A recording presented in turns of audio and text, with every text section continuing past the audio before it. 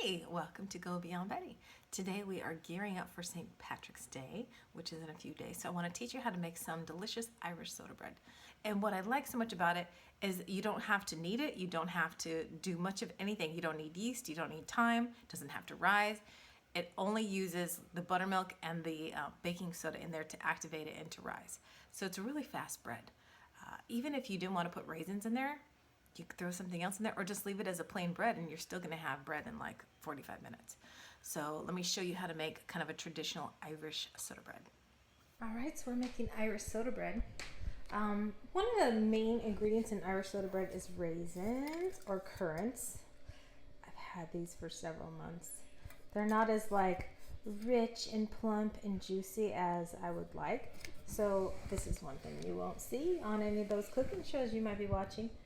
They need to just have a little touch of hot water put to them for maybe 10 minutes just to re-plump up. They're definitely not bad. I mean, raisins don't go bad, so I don't want you to ever throw them away because they seem dry.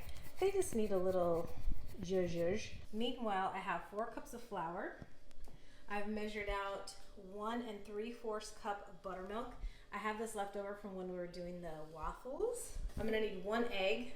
I need a half a stick of butter. I've already cut it up. I've got my salt, my baking soda, and my sugar ready. I have dropped my egg into my buttermilk. And this I just need to lightly whisk up.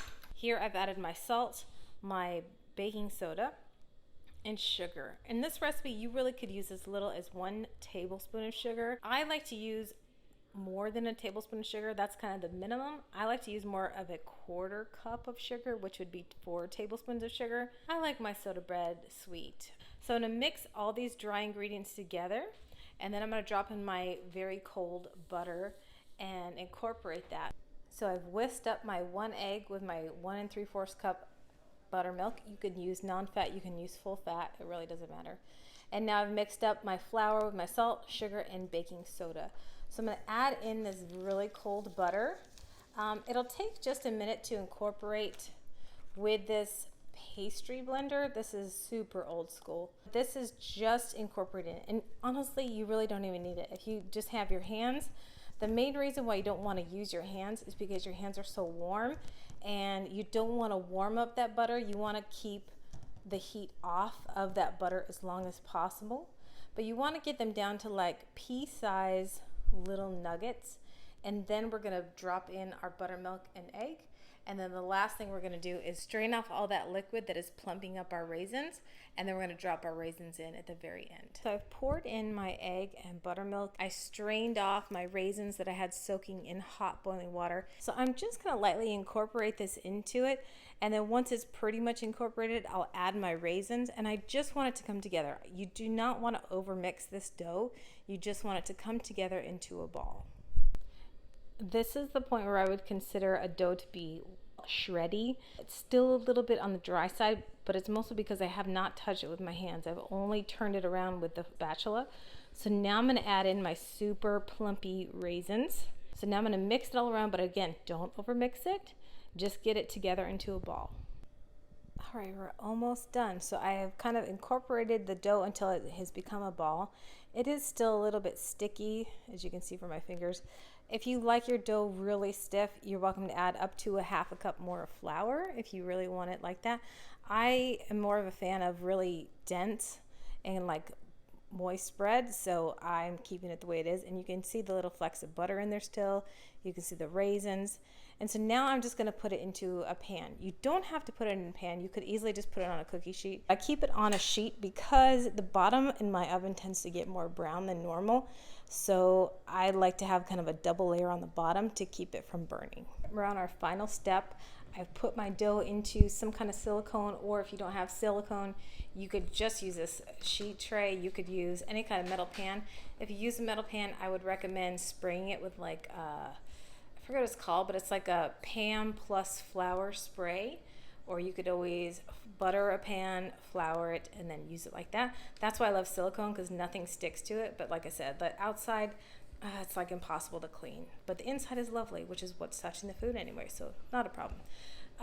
They always do recommend that you put a cross in the middle. I'm sure it goes back to something in Catholicism being Irish Catholic and whatever, but there is another purpose to it, and it helps draw the heat to the center of the dough, which would be the thickest part. So you need this part to get just as done as the outside, so it helps to draw the heat down. The last thing I like to do, again, I keep mine pretty sticky because what makes everything better? Sugar. So I like to just dust the outside with a little bit more sugar. Again, it seems like it's something that goes with dinner. I'm sorry if I'm jiggling too much. Too much. But it's kind of like, who doesn't want a little bit more sugar dusted up on top of something? It makes it even more delicious. I'll just spread it around a little bit because I'm working with my left hand and filming with my right, so you know how it goes. All right, now I'm going to put it into a really hot oven, so 425. I'm thinking this will take 40 minutes. I'm going to check it maybe at 35 to 38 minutes, but I'll know it's done when I can stick something in the center, even if it's this knife that I use for scoring it, or even like a toothpick, something I can stick it in there, pull it out, and it's completely clean. Then I know it's done. All right, so I've had it at 425 for a while. The main way that you can test to see if it's done, stick something in there. It needs to come out clean. It was about 180. Let's see.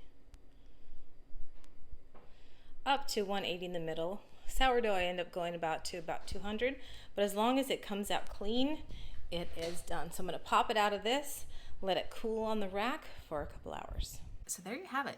Irish soda bread is super fast and it's very forgiving. It's not as precise as a yeast bread or sourdough. You can really be pretty flexible with it. So again, if you only have yellow raisins, use those.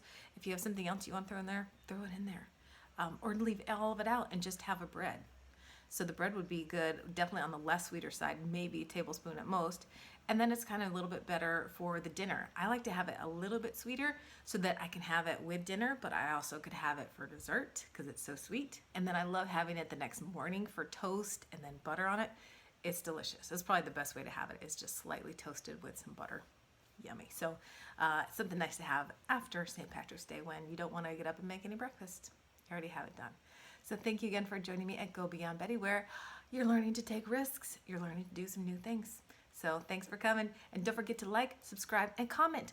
Let me know if you've ever made Irish soda bread and if you've done something different. I'd love to hear it. So thanks again for joining me. Love ya. Bye. That plumpy, oh goodness, kettle, which I use, I don't have a good setup here, sorry. Irish soda bread. I can only say one word.